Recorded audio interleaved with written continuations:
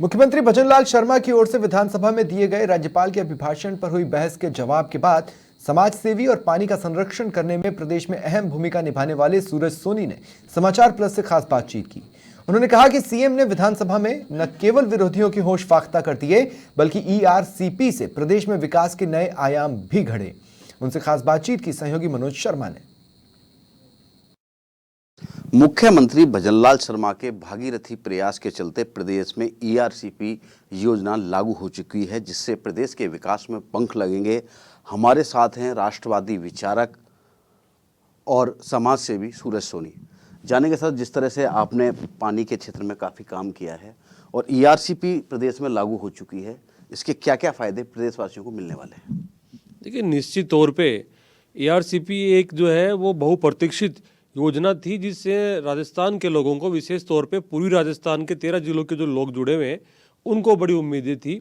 और सरकार का जो पिछली सरकार का जो रोड मैप था, उसमें कुछ खामियों के चलते हुए तो ये लागू नहीं हो पा रहा था। और मध्य प्रदेश जो सरकार थी तत्कालीन, उससे भी इनका कहीं सामंजस्य में अभाव था। जो आज सदन में मुख्यमंत्री जी का जो भाषण था वो ज़बरदस्त भाषण था, और उसमें उनके द्वारा जो जानकारी है उसमें हमें मालूम चला कि तत्कालीन जो मुख्यमंत्री थे मध्य प्रदेश के, उन्होंने इसको परमिशन ही नहीं दी थी और इसको रोक लगाने की दिशा में एक पत्र भी उन्होंने लिखा था केंद्र को, तो उस कारणों से अटका हुआ था। लेकिन अब ये राजस्थान का सौभाग्य है कि ये योजना जो है, इसमें युवा और ऐसे मुख्यमंत्री मिले जिनके प्रयासों के चलते हुए मध्य प्रदेश और राजस्थान के मुख्यमंत्रियों ने जो एमओयू किया है, उससे ये जो योजना है ये राजस्थान के अंदर लगभग 2 करोड़ 80 लाख हेक्टेयर जो जगह है उसके अंदर ये सिंचाई हो पाएगी और लोगों को पानी भी मिल पाएगा। तो निश्चित तौर पे इसका स्वागत किया जाना चाहिए। लेकिन इसमें जो टेक्निकल चीज़ें हैं ग्राउंड लेवल पे, उस पर मॉनिटरिंग की बड़ी आवश्यकता है। तो जितने भी बांध है, तालाब है बीच में आ रहे हैं, वो सब समायोजन उनका होगा और साथ ही लोगों को सिंचाई के लिए जल मिले, पेयजल मिले, और इसमें जो राजस्थान के लोगों की अपेक्षाएं थी वो संपूर्ण रूप से पूरी हो जाए। तो मैं कहूँगा कि निश्चित तौर पे भजनलाल जी भागीरथ के रूप में उन्होंने अपना जो भाग है, उनका जो अपनी भूमिका है वो उन्होंने तय की है, तो निश्चित तौर पे बधाई के पात्र है। सर, कहावत है जल है तो कल है, और जैसा कि आपने अभी बताया कि प्रदेश की 1/3 जनता इससे लाभान्वित होगी, तो आप प्रदेश का क्या कल देख पा रहे हो इस जल के चलते? देखिए, जल एक ऐसा है कि इसका कोई प्रोडक्शन हो नहीं सकता। जल को बचाना ही कल की निर्भरता पे डिपेंड करता है। तो हम नदी, बांध, तालाब और जल स्रोतों को बचाने के साथ साथ में हम मुहिम चलाते हैं जल बचाने की भी, तो उसमें लोगों को जाकर के हम बताते हैं। मैंने राजस्थान के मनोज जी, बाड़मेर, चूरू, बीकानेर ऐसे क्षेत्र जहाँ की भौगोलिक परिस्थितियाँ बिल्कुल अनुकूल नहीं है लोगों के लिए, प्रतिकूलता है जल को लेकर के, वहाँ के लोगों का जीवन देखा है। वहाँ के लोगों के जो अभाव है उनको बहुत करीब से मैंने देखा हुआ है कि लोग उसी पानी से नहा रहे हैं, उसी पानी से कपड़े धो रहे हैं और पीने के लिए भी वही पानी काम में ले रहे हैं। तो एक बड़ी विकट समस्या राजस्थान की भौगोलिक परिस्थितियों में ये है जल की। तो ये ईस्टर्न कैनाल का जो प्रोजेक्ट था, इसमें ये जो नदियाँ थी, एक्चुअली में ये जो प्रोजेक्ट था, ये जो अटल जी प्रधानमंत्री थे देश के, तो उस समय आने वाला था नदी जोड़ो जो अभियान था, आपने सुना होगा, तो उसका एक हिस्सा था। उसका जो एक नया आगे का जो हिस्सा है, योजना है, उसके अंतर्गत ये लाया गया है। अभी भी इसमें जो कुछ खामियां होगी, हम मुख्यमंत्री जी से आज हमने बात की है और निश्चित तौर पे उनका जो आज विधानसभा में उनका जो वक्तव्य था वो ज़बरदस्त था। हम उससे असहमत है और हमें लगता है कि ये जो सरकार है ये पानी को लेकर के केवल कागजी कर्मकांड का हिस्सा बनाने वाली नहीं है इसको, और निश्चित तौर पे इसको धरातल पे लागू करेगी। और इसमें उन्होंने कहा कि कुछ भी सुझाव होगा, हमारे से बात हुई है तो उन्होंने कहा कुछ भी इसमें सुझाव होगा तो इसको आगे हम जो है सुधारात्मक दिशा के अंदर हमारे द्वार खुले हुए हैं। और चूंकि हमने भी जल स्रोतों के लिए जयपुर के और आसपास के राजस्थान के, चाहे रामगढ़ बांध रहा हो, चाहे कुकुस डैम रहा हो, चाहे आकेडा डैम रहा हो, भावसागर रहा हो, कानोता बांध रहा हो, नेवटा और मोहना बांध रहे हो, ऐसे राजस्थान के जो अन्य बांध है उनको बचाने के लिए यहाँ पे काम किया है। तो हमने मांग भी रखी है कि रामगढ़ बांध है, अन्य बांध है, उनमें ईआरसीपी से पानी भी आए। इसके साथ ही जो अतिक्रमण है वो एक बहुत बड़ी बाधा और बहुत बड़ी समस्या है। तो बांधों के जो रास्ते हैं उनकी रुकावट खत्म करने के लिए ज़रूरी है कि अतिक्रमण हटे।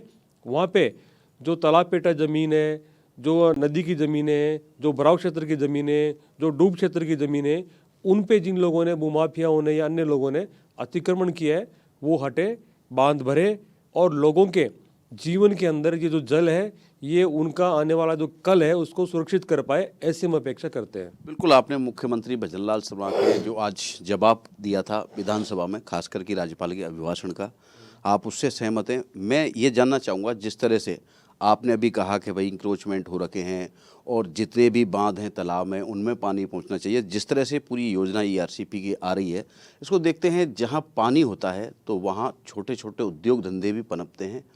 इसके अलावा पर्यटन के क्षेत्र में भी विकास की संभावनाएं बढ़ती हैं।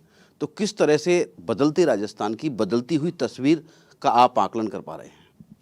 देखिए, ये कहा जाता है कि भाई नए युग का नया भारत है, तो वैसे ही अभी जो देख के शुरू में लोगों ने ये लगा था कि भाई जिस तरह से मुख्यमंत्री बने थे बिल्कुल नए लोगों को लगे थे, तो उससे कुछ लोगों के मन में शंकाएं थी कि किस तरह के शासन चल पाएगा, किस तरह के लोग आए, नए विधायक बने, नए मंत्री बने, नए मुख्यमंत्री बने, कार्य का कोई अनुभव नहीं है। ऐसी बातें जब हम फील्ड में घूमते हैं, लोगों के बीच में जाते हैं, तो जनमानस में निकल के आ रही थी।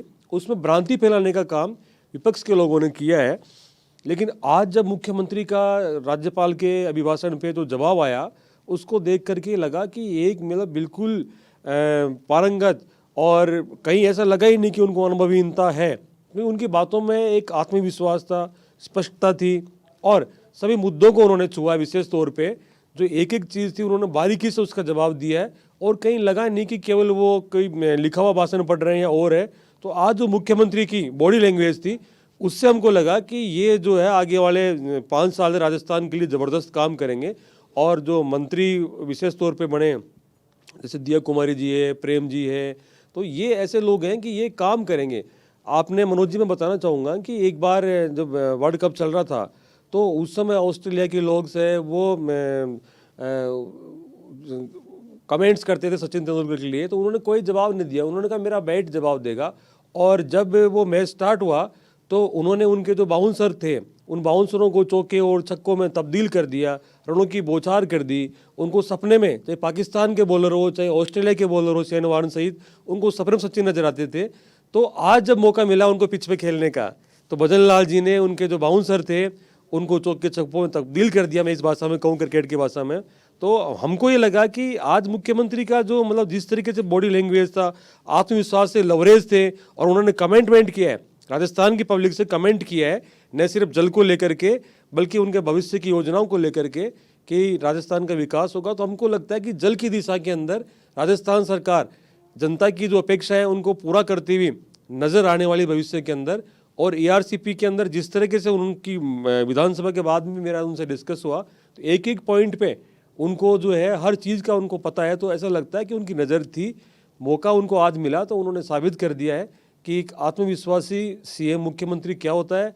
और अनुभव, उन्होंने बार बार कहा कि मैं जल का जो दोहन हो रहा है उससे चिंतित भी हूँ, साथ ही पानी की महत्व क्या होता है वो उन्होंने बताया कि वो जब खुद गांव के अंदर जा करके 40 फुट खड्डे में उतर के और मोटर ठीक करते थे अपने कुएं की, वहाँ से पानी खींचते थे। तो ऐसा लगता है कि वो एक अनुभव उनको वहाँ से आया है।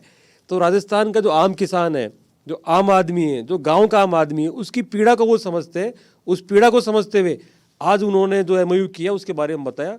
तो हमको लगता है कि उनका जो आत्मविश्वास है वो राजस्थान की जनता उस पर विश्वास करेगी। हमको तो विश्वास है और हम स्वागत करते हैं, उम्मीद करते हैं कि राजस्थान का जो कल है जल को लेकर के वो समृद्ध होने वाला है और भविष्य उज्जवल है।